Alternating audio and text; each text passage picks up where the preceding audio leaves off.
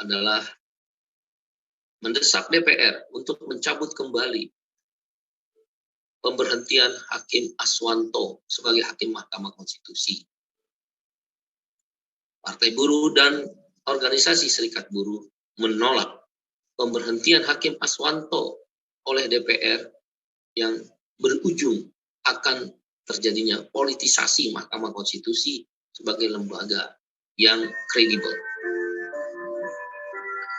Untuk penolakan kenaikan harga BBM dan lain-lain tersebut, Partai Buruh dan organisasi kelas pekerja akan mengorganisir aksi demonstrasi besar-besaran serempak di 34 provinsi.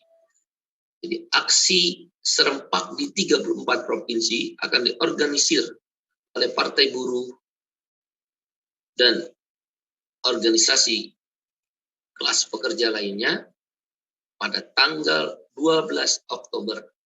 Pada tanggal 12 Oktober di Istana yang melibatkan 50.000 massa buruh.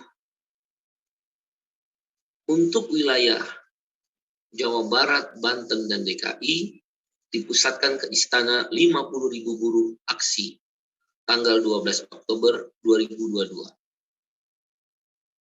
Dan untuk 33 provinsi lainnya, atau lebih tepatnya 30 provinsi lainnya di luar Jawa Barat, Banten, dan DKI, dilakukan di kantor gubernur masing-masing provinsi.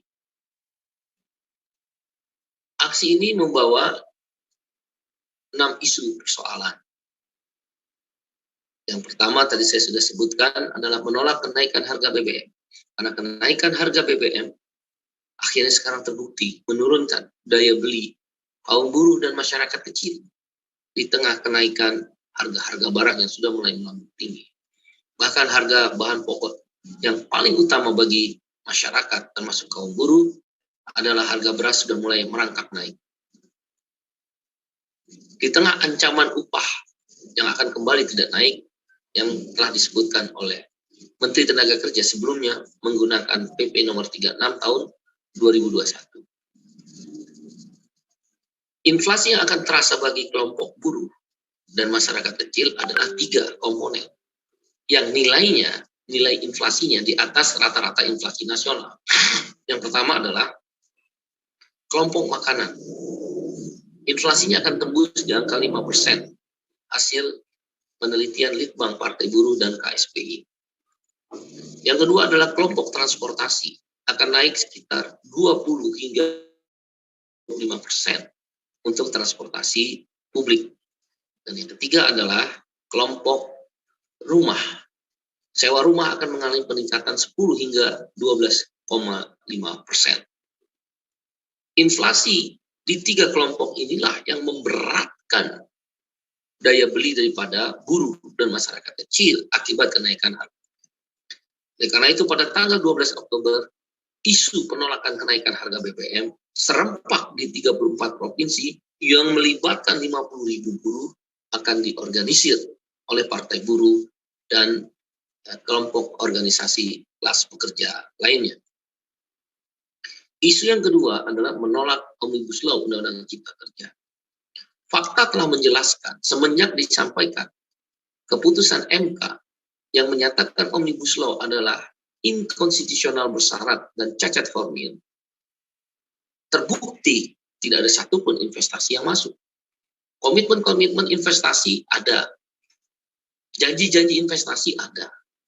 Berulang-ulang menteri yang bergerak di dalam investasi dan perekonomian selalu menyatakan akan masuk sekian triliun, akan masuk sekian juta US dollar investasi ke Indonesia. Faktanya tidak ada.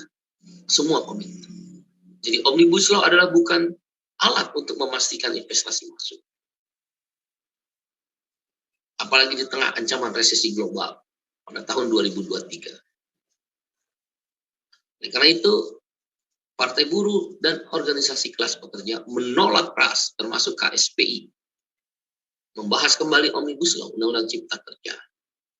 Bagaimana mungkin negara melegalkan outsourcing seumur hidup? Pekerja buruh dikontrak tanpa periodisasi, berulang-ulang, bahkan bisa 100 hingga 1000 kali periode di kontrak. Kerja wanita tidak ada kejelasan mendapatkan upah atau tidak ketika cuti haid atau cuti hamil. Upah tidak naik, 10 tahun ke depan upah tidak akan naik. Walaupun di tengah resesi, walaupun di tengah inflasi yang tinggi akibat kenaikan harga. Bank Tanah hanya melegalkan komersialisasi karena tidak memasukkan strategi reforma agraria.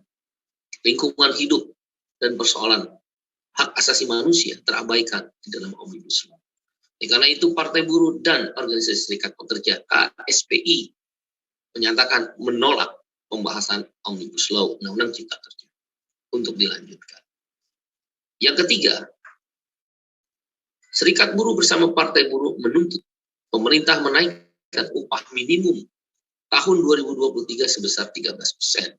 Perhitungannya adalah sebelum kenaikan BBM, inflasi itu 4,9%. Setelah kenaikan BBM, Litbang Partai Buruh dan KSPI mencatat berkisar antara 7-8%. Kalau pemerintah menyatakan berkisar 6,5% sampai 7%. Katakanlah kita ambil angka 7% inflasi setelah kenaikan harga BBM, dan pertumbuhan ekonomi yang kuartal kedua 5,1%, pasti akan turun.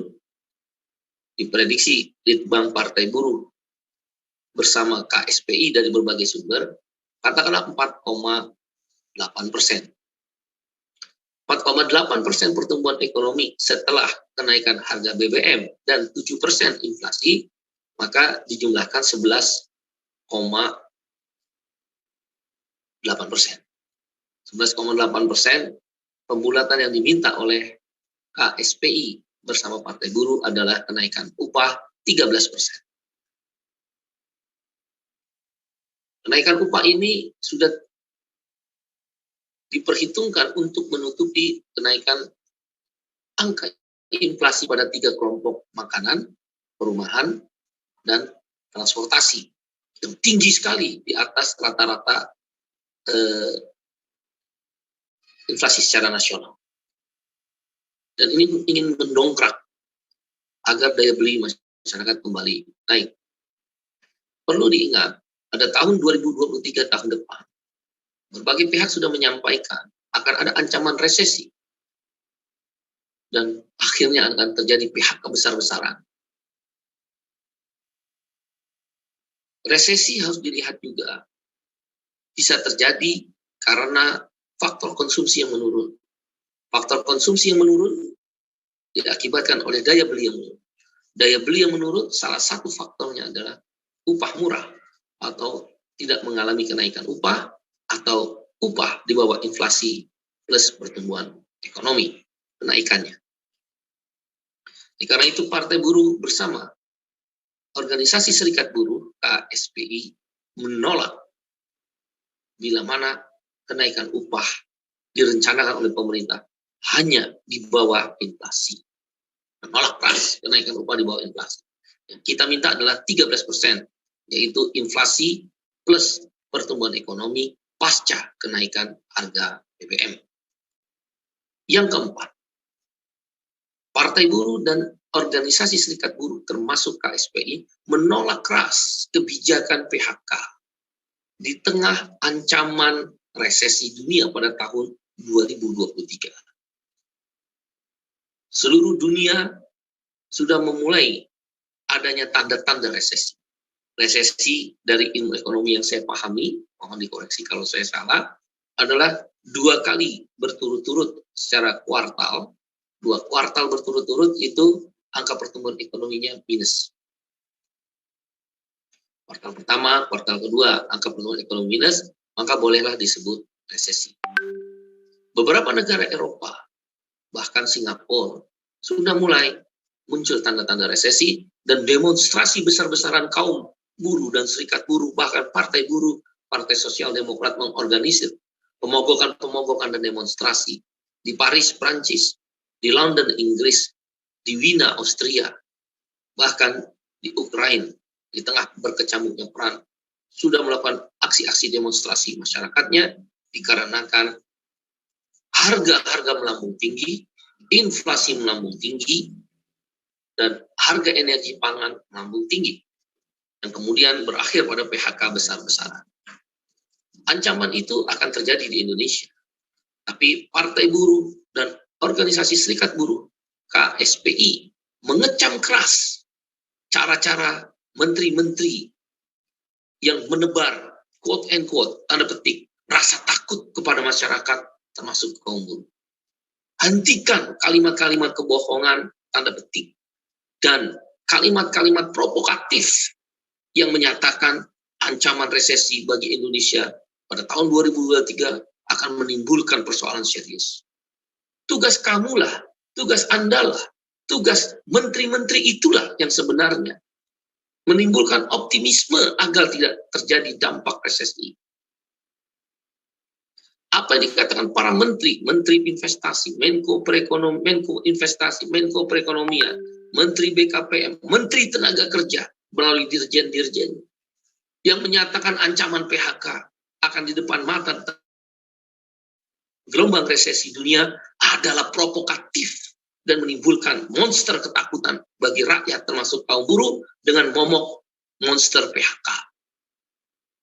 Oleh karena itu Partai Buruh mengecam keras kalimat-kalimat yang provokatif, kalimat-kalimat yang pesimis, yang bertentangan dengan sikap Presiden Jokowi yang tetap optimis untuk membangun pertumbuhan ekonomi dan menjaga agar tidak terjadi dampak negatif terhadap resesi. Kalimat-kalimat menteri melalui media sangat provokatif dan bertentangan dengan menteri. Bertentangan dengan presiden, apa yang disampaikan oleh menteri. Hentikan itu. Bagi Partai Buruh dan Organisasi Serikat Buruh dan termasuk KSPI, resesi adalah sebuah keniscayaan akibat beberapa faktor, tapi bukan berarti menebarkan ketakutan dengan slogan PHK akan merajalela. Itu adalah pesimisme dan menebarkan rasa tidak percaya diri. Lebih baik menteri-menteri itu mundur saja. Ada beberapa faktor yang ditelaah oleh Partai Buruh dan Organisasi Serikat Buruh termasuk KSPI terhadap ancaman resesi pada tahun 2023. Faktor pertama adalah belum pulihnya ekonomi akibat pandemi COVID-19. Dan pasca COVID-19 ketika dunia usaha, buruh, dan semua stakeholder mulai bangkit dalam membangun ekonomi dihantam dengan faktor yang kedua, yaitu perang Rusia dan Ukraina. 9 bulan yang lalu seingat saya, Partai Buruh bersama KSPI telah mengingatkan pemerintah dampak dari perang Rusia dan Ukraina. Jejak digital yang disampaikan oleh Partai Buruh silakan dilihat dan diperiksa. Bahkan Partai Buruh bersama KSPI mengorganisir demonstrasi ribuan orang di depan kantor DPR RI 6 atau 9 bulan yang lalu. Salah satu yang diingatkan adalah dampak daripada perang Rusia dan Ukraina. Sebagai ILO governing body, mohon maaf tidak bermaksud meninggikan hati, saya berdiskusi dengan kawan-kawan di Jeneva tentang dampak-dampak perang Rusia dan Ukraina. Dan yang kami sampaikan pada waktu itu akan melambungnya harga energi dan harga pangan dunia. Tapi apa yang disampaikan oleh Partai Buruh dan KSPI sebagai saya mewakili masyarakat dunia, ILO governing body, diabaikan. Sekarang terbukti, begitu Inggris, Jerman, dan negara-negara Uni Eropa, Skandinavia, terpukul akibat persoalan energi yang mahal, gas yang di-stop oleh Rusia, gandum yang susah diekspor oleh Ukraina, akhirnya sekarang berdampak. Inggris masyarakat sudah demonstrasi ke jalan, harga-harga melambung tinggi, energi melambung tinggi, harga pangan melambung tinggi, inflasi tinggi. Paris, Prancis juga demonstrasi, Wina, Austria sudah demonstrasi, di Ukraina juga demonstrasi. Demonstrasi sudah merebak di seluruh Eropa dan belahan dunia lainnya, termasuk Amerika sekarang terpuruk dalam inflasi yang tinggi. Faktor kedua adalah perang Ukraina dan Rusia yang mengakibatkan harga pangan dan energi melambung tinggi. Faktor ketiga yang ditelaah oleh Partai Buruh dan Organisasi Serikat Buruh termasuk KSPI adalah persoalan nilai tukar rupiah yang makin anjlok. Persoalan dunia usaha di Indonesia adalah lokal konten itu masih sedikit sekali. Jadi banyak pabrik-pabrik, banyak perusahaan-perusahaan yang menggunakan lokal konten. Maksudnya spare part yang berasal dari domestik. Masih menggantungkan impor. Nah kalau impor, nilai tukar rupiah jatuh, pasti mahal. Ongkos produksi naik berkali-kali lipat. Lagi-lagi diakibatkan daripada pemerintah tidak siap dalam program lokal konten dan tidak mengantisipasi peperangan Rusia dan Ukraina.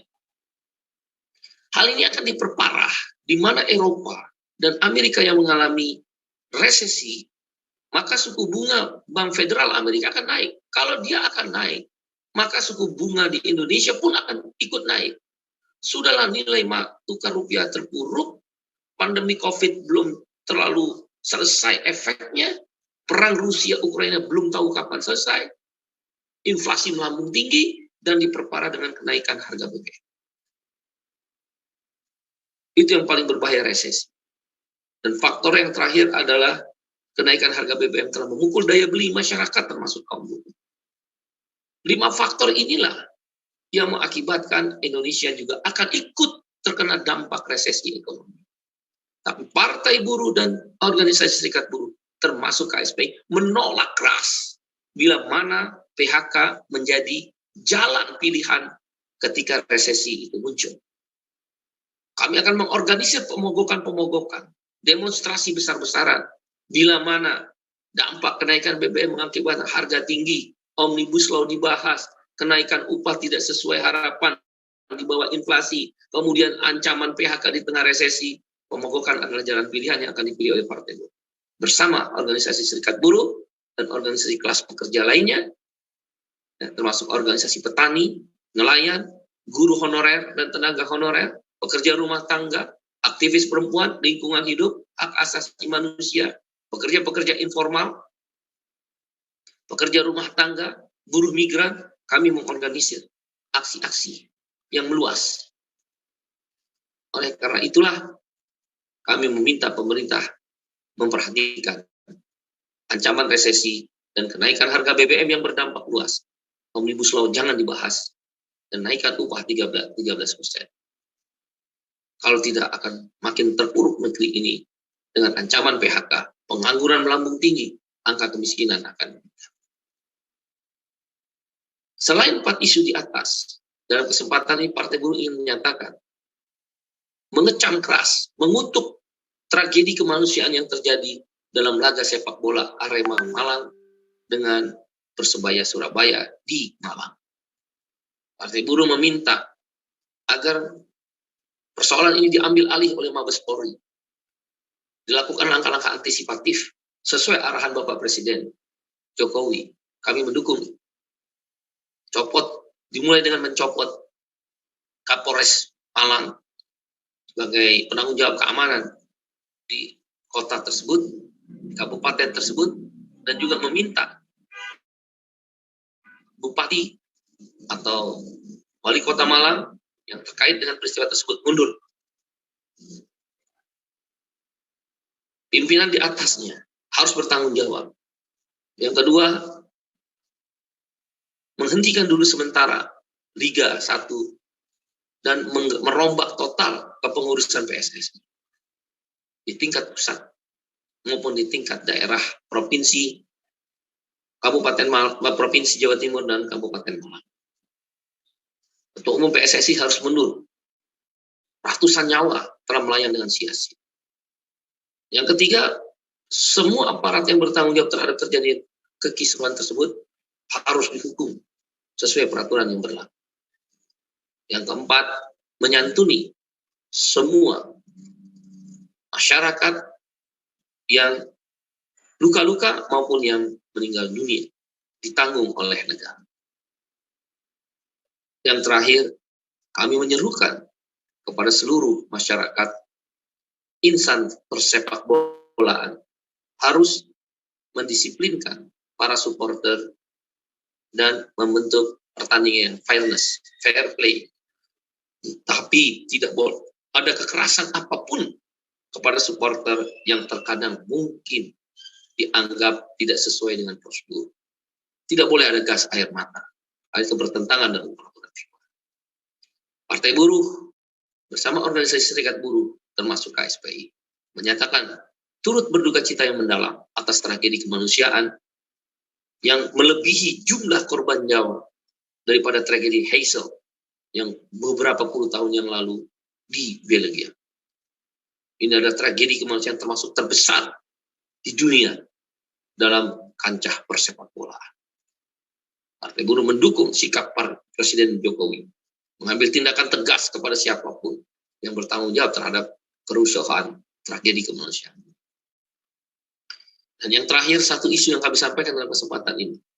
Partai Buruh dan organisasi serikat buruh termasuk KSPI mengecam, mengutuk sikap DPR RI yang memberhentikan Hakim Aswanto yang termasuk Hakim Mahkamah Konstitusi menyatakan yang kami dapatkan dari berbagai informasi dalam sidang-sidang yang kami rasakan, Hakim Aswanto termasuk yang menyatakan Undang-Undang Cipta Kerja adalah inkonstitusional bersyarat dan cacat formil. Jangan mempolitisasi Hakim Mahkamah Konstitusi. Yang perlu direformasi adalah lembaga Mahkamah Konstitusi, bukan mempolitisasi sikap hakim yang independen terhadap dunia peradilan. Cara-cara yang dilakukan oleh DPR RI membahayakan negara. Apabila ada sesuatu yang tidak berkenan terhadap keputusan Mahkamah Konstitusi oleh para hakim yang mulia tersebut, yang tidak berkenan diterima oleh DPR RI, kemudian melakukan langkah-langkah pencopotan, adalah berbahaya buat demokrasi. Bagi Partai Buruh, sikap DPR RI sangat membahayakan demokrasi. Mengecam keras, mengutuk pemberhentian Hakim Agung Mahkamah Konstitusi Bapak Aswanto oleh DPR RI. Dan segera merehabilitasi nama baik Bapak Hakim Aswanto dan juga segera mengembalikan, karena beliau belum memasuki masa pensiun, mengembalikan pada posisinya. Partai Buruh dan Serikat Buruh KSPI termasuk di dalam tidak ada hubungan apapun dengan Pak Hakim Aswanto. Ini tentang campur tangan lembaga politik DPR RI terhadap lembaga yudikatif. Trias politika di Indonesia tidak mengenal campur tangan antara peran yudikatif, legislatif, dan eksekutif. Dan peran yudikatif khususnya Mahkamah Konstitusi harus diperkuat. Kalau ingin direformasi adalah sistem kelembagaan dan mekanisme, bukan memberhentikan orang. Demikian yang disampaikan oleh Partai Buruh, dan dalam waktu dekat 12 Oktober, saya ulangi kembali, 12 Oktober 2022, 50.000 buruh akan melakukan aksi ke Istana Merdeka di Jakarta yang berasal dari buruh Jawa Barat, Banten, dan DKI, dan serempak di 30 provinsi lainnya, atau secara total 34 provinsi serempak aksi 12 Oktober 2022 dengan membawa 6 isu yang saya sebutkan. Terima kasih, saya kembalikan pada Bung Kahar. Ya, terima kasih Pak Said Iqbal, Presiden Partai Buruh. Rekan-rekan silakan kalau ada pertanyaan bisa menuliskan di kolom chat atau komentar. Dan ini ada satu pertanyaan yang disampaikan Bung Iqbal. Beberapa waktu yang lalu Partai Buruh sudah mengumumkan terkait dengan rencana aksi ke Istana itu awal bulan Oktober. Tapi kemudian barusan Bung Iqbal mengatakan akan dilakukan pada tanggal 12. Mungkin pertimbangan apa pergeseran waktu ini, Bung Iqbal? Pertimbangannya setelah kami berkoordinasi dengan pihak keamanan, pada tanggal 4 Oktober, 5 dan 6, jadi 4 sampai 6 Oktober, itu ada persiapan sekaligus perayaan HUT TNI atau HUT ABRI yang dulu kita kenal. Sehingga kami menghormati itu, maka kami mengundur 1 minggu ke depan. Dari 4 Oktober rencana aksi menjadi pada tanggal 12 Oktober. Tidak ada pertimbangan lain untuk menghormati perayaan TNI. Yaitu jatuh pada tanggal 5 Oktober, tapi persiapannya 4 Oktober sampai 6 Oktober di depan Istana Merdeka. Silakan, Mas. Terima kasih. Ya, baik, terima kasih. Apakah ada dari rekan-rekan yang lain yang ingin menanyakan? Cukup ya, kawan-kawan media cetak, elektronik, online. Terima kasih televisi, radio, streaming online atas perhatiannya. Saya kembalikan pada Bung Kar. Terima kasih. Ya, baik, terima kasih. Rekan-rekan, demikian konferensi pers Partai Buruh bersama dengan elemen organisasi dari Serikat Buruh, dan kami akan mengirimkan catatan dari rilis ini dan sekaligus juga rekaman dari konferensi pers ini kepada rekan-rekan semua. Terima kasih, demikian, mohon maaf kalau ada kekurangan. Saya kira Assalamualaikum warahmatullahi wabarakatuh. Recording stopped.